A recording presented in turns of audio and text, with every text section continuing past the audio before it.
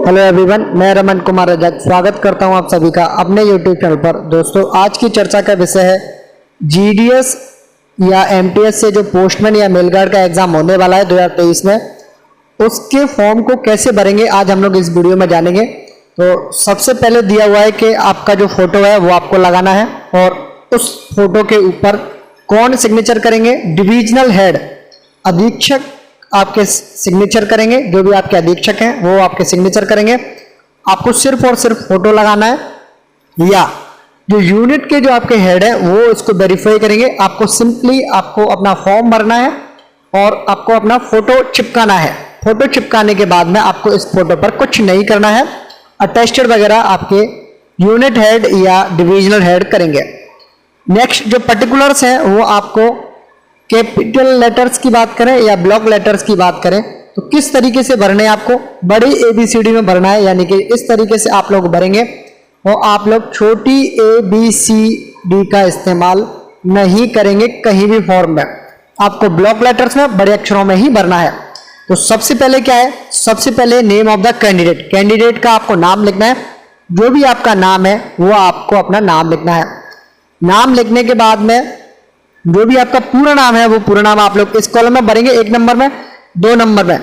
Mail उन लोगों को लिखना है जो पुरुष हैं, पुरुष के लिए मेल, महिलाओं के लिए फीमेल, महिलाओं के लिए फीमेल, और उसके अलावा थर्ड जेंडर जो है, जिसे हम लोग ट्रांसजेंडर भी कहते हैं, वो लोग ट्रांसजेंडर भरेंगे। सेकंड नंबर के अलावा थर्ड में भरना है आपको डेजिग्नेशन। जैसे कोई बीपीएम पोस्ट पर है, ब्रांच पोस्ट मास्टर है, तो वो बीपीएम भरेंगे। एबीपीएम पोस्ट पर अगर कोई व्यक्ति कार्य कर रहा है तो वो एबीपीएम भरेंगे। और इसके अलावा अन्य जो लोग हैं वो सभी डाक सेवक लिखेंगे। भरने के बाद में आपने पदनाम लिख दिया, डेजिग्नेशन लिख दी। उसके बाद में आपको डेट ऑफ बर्थ लिखनी है। जो भी आपकी डेट ऑफ बर्थ है, जो भी आपकी डेट ऑफ बर्थ है वो आपको एक्चुअल में भरनी है। डेट ऑफ बर्थ भरने के साथ साथ आपको क्या करना है कि 10th की जो मार्कशीट है, 10th की 10वीं क्लास की जो आपकी मार्कशीट है, उस मार्कशीट की आपको फोटो कॉपी करवानी है, जेरॉक्स करवानी है, फोटो कॉपी करवानी है। और फोटो कॉपी को आपको इस फॉर्म के साथ में अटैच करना है, लगाना है, उसके साथ में भेजना है।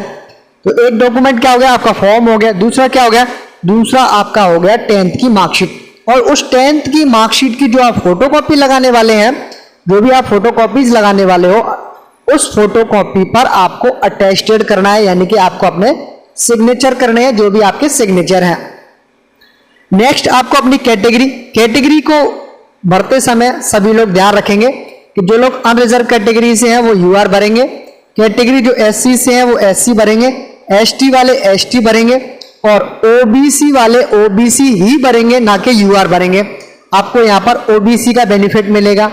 और जो लोग EWS में है वो EWS भी लिखेंगे, यानी कि अपनी कैटेगरीज लिखेंगे। कैटेगरीज के जो सर्टिफिकेट्स हैं, जैसे SC के लिए SC का सर्टिफिकेट, ST के लिए ST का सर्टिफिकेट, OBC के लिए OBC का सर्टिफिकेट, और EWS के लिए EWS का जो सर्टिफिकेट है वो भी आप एडिशनल लगा सकते हैं। जरूरत नहीं है, लेकिन आप एडिशनल लगा सकते हैं। अगर आप इन कैटेगरीज को भर रहे हैं तो आप अतिरिक्त रूप से इसको लगा सकते हैं। इसमें कहीं भी दो राय नहीं है, कहीं भी इसकी मनाही नहीं है, आप लगा सकते हैं। कास्ट सर्टिफिकेट लगा लिया। अभी तक आप लोगों ने क्या क्या डॉक्यूमेंट लगा लिए फॉर्म के साथ में? 10th की मार्कशीट लगा ली, और उसके अलावा कास्ट सर्टिफिकेट। कास्ट सर्टिफिकेट से मतलब जाति प्रमाण पत्र, जैसे SC ST OBC और EWS के सर्टिफिकेट्स आप लोगों ने लगा लिए।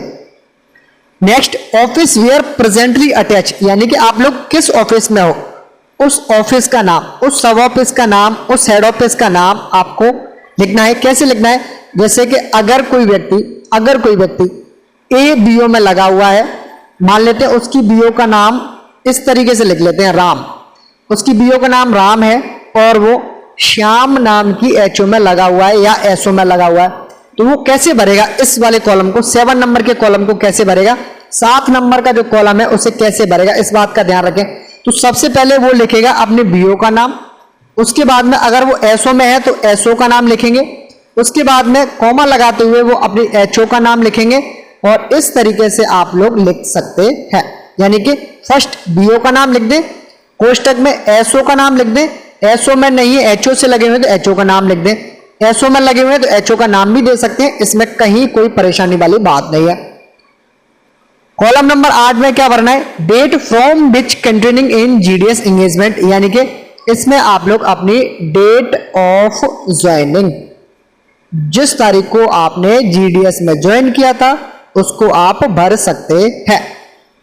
9 नंबर के कॉलम में क्या है, length of engagement rendered as GDS as on, यानी कि 1/1/2023 तक आपको जीडीएस में कितनी सर्विस हो चुकी है वो आपको भरनी है। कैसे भरनी है, सबसे पहले आपको ईयर्स लिखनी है, कितने साल हो गए, 5 साल 6 साल 8 साल वो साल। उसके बाद में आपको क्या भरना है, उसके बाद में आपको अपने महीने भरने हैं, 10 महीने 11 महीने 12 महीने, उसके बाद दिन भरने हैं, 2 दिन 4 दिन 5 दिन 6 दिन, इस तरीके से भरने हैं। इनको कैसे निकालोगे उसके लिए एक सेपरेट वीडियो है। नेक्स्ट 10 नंबर के कॉलम में आपको उम्र लिखनी है, उम्र भी किस तरीके से, आप कितने साल के हो गए, 20 22 24 25, कितने महीने के हो गए, 8 9 10 11 महीने, और कितने दिन के हो गए, 8 9 10 20 30 जो भी है, आप लोग इनको भरेंगे। तो दोनों जो पॉइंट्स हैं, यानी कि सर्विस का जो क्राइटेरिया है, कितने साल आपने सर्विस कर ली जीडीएस में और आपकी एज कितनी होगी, ये अगर आपसे कैलकुलेट नहीं करना आ रहा है तो आपके लिए इसी चैनल पर एक वीडियो मिल जाएगी, तो वो आप लोग वहां से देख लेंगे। नेक्स्ट आपको क्या भरना है, 11 नंबर के कॉलम को आपको ध्यान से भरना है और इसमें पूछा गया person with disabilities, PWD। PWD का मतलब यह है कि अगर किसी व्यक्ति का कोई हाथ पैर या शरीर का कोई भी अंग जो कि नॉर्मल नहीं है, नॉर्मल से मतलब किसी व्यक्ति का एक हाथ नहीं है मान के चलते हैं, या किसी व्यक्ति का कोई पैर नहीं है, या आंख में कोई परेशानी है, आंख में कोई परेशानी है, तो उसका एक सर्टिफिकेट बनता है और उस सर्टिफिकेट को लगा करके आप लोग इस कॉलम को भर सकते हैं। अगर आप पर्सन विद डिसेबिलिटीज हैं तो यस करेंगे, नहीं है तो नो करेंगे। जो लोग होंगे पर्सन विद डिसेबिलिटीज पर यस करेंगे, उनको उसका प्रमाण देना पड़ेगा और बताना होगा कि आप किस तरीके से हो, यानी कि आप आंख से हो, या आपका पैर है, या आप सुन नहीं सकते हो, देख नहीं सकते हो, किस तरीके का है वो आप अपनी कैटेगरी जैसे कि OH, HH, VH और अदर्स, ये आप लोग इसमें भरेंगे।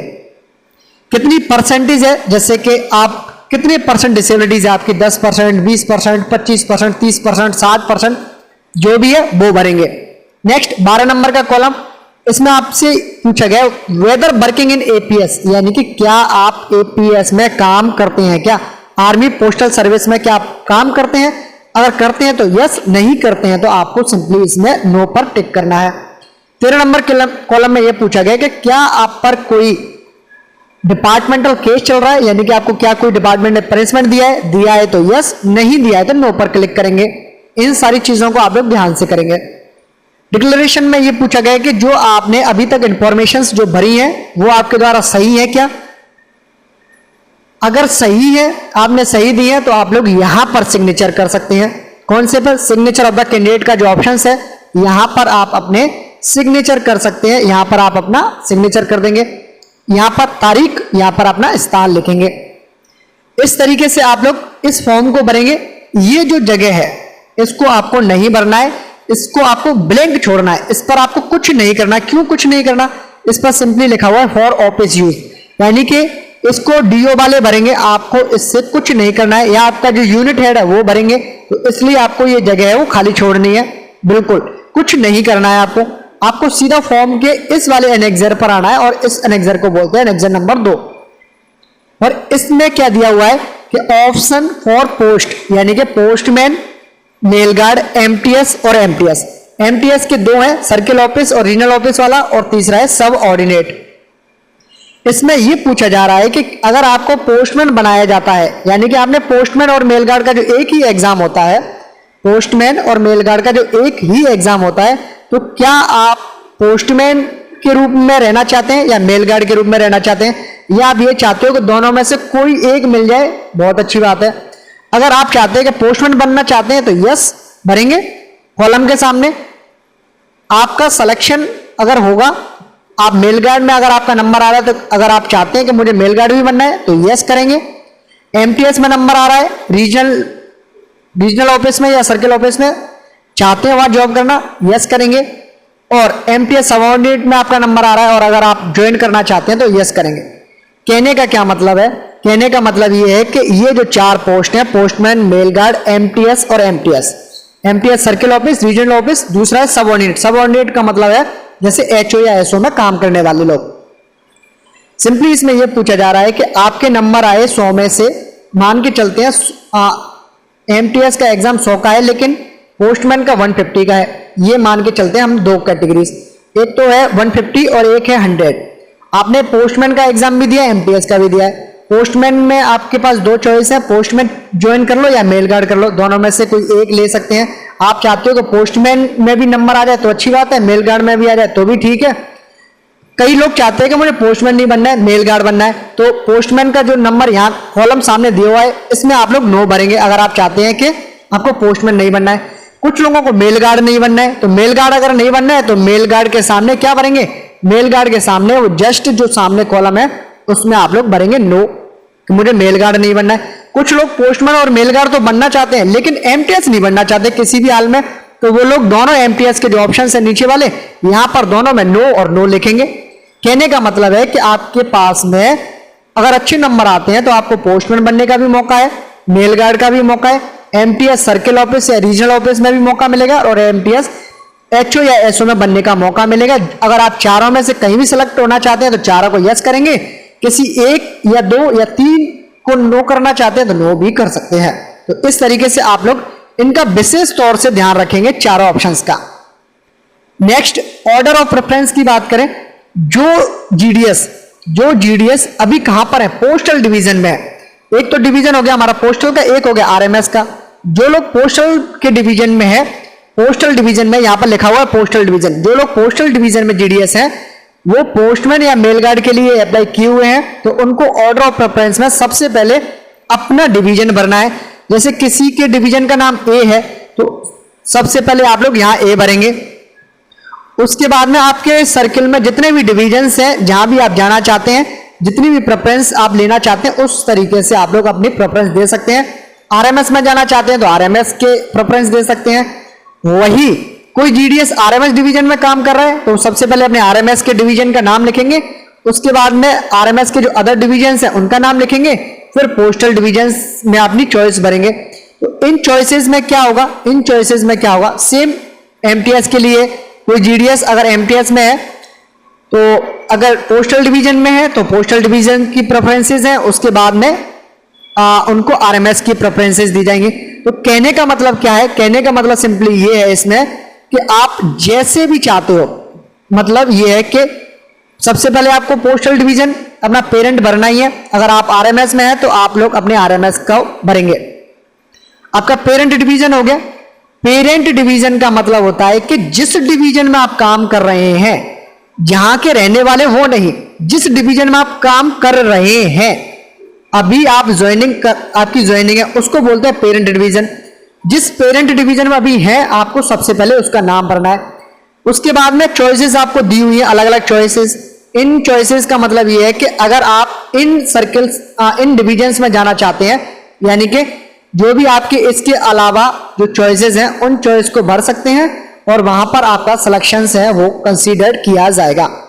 जैसे मेरा पेरेंट डिवीजन ये हो गया, मेरे घर के नजदीक में ये डिवीजन है, ये वाला भी है, ये वाला भी है, ये बहुत दूर है डिवीजन, तो मैं सबसे पहले क्या करूंगा कि घर के पास वाले डिवीजन्स को भरूंगा क्योंकि मुझे वहां रहना है। कुछ लोग वैकेंसी के अकॉर्डिंग भी सोच सकते हैं, जहां पर ज्यादा वैकेंसीज हैं वो वहां भी जा सकते हैं। कुछ लोग अपने घर से दूरी के अकॉर्डिंग भी सोच सकते हैं। तो इस तरीके से आप लोग अपनी चॉइसेस कर सकते हैं। तो ये आपको चॉइसेस भी भरनी है, इसका भी आपको ध्यान रखना है। तो ये था आपका इतना सा फॉर्म है और इस फॉर्म के साथ में आपको इस अनेक्जर नंबर 4 को खाली छोड़ना है। इसमें आपको कुछ नहीं करना है, इसको आप क्या छोड़ोगे? खाली छोड़ोगे, ब्लैंक छोड़ोगे। तो इस तरीके से आप लोग अपने फॉर्म को भर लेंगे। फॉर्म को भरने के बाद में आपके जो डॉक्यूमेंट्स अभी तक हम लोगों ने बताए हैं वो ये है, फॉर्म के साथ में 10th की मार्कशीट, कास्ट सर्टिफिकेट अगर कोई पीडब्ल्यूडी का सर्टिफिकेट है तो वो लगा सकते हैं।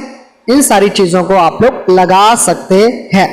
इसके अलावा जीडीएस के जो एंगेजमेंट के आपके ऑर्डर्स आए थे उनको लगाएंगे और 2 या 3 आप अपने एक्स्ट्रा फोटोज भी लगाएंगे। अगर आपका सिलेक्शन होता है तो उस केस में टेस्ट के लिए भी वो जरूरी होते हैं, इसीलिए तो आप लोग अपने एक्स्ट्रा फोटोज भी भेजेंगे। तो इन सभी चीजों का आप लोग ध्यान रखेंगे और किसी भी प्रकार की कोई गलती नहीं करेंगे। आपसे सर्विस क्राइटेरिया नहीं निकल रहा, कितनी सर्विस की लेंथ हो गई, आपका कितनी एज हो गई, वो नहीं निकल रहा है, तो आप लोग सेपरेट वीडियो हमारे इसी चैनल पर है, आप लोग देख सकते हैं। और इसी के साथ इस वीडियो को करता हूं मैं एंड। ये है अंत इस वीडियो का। धन्यवाद।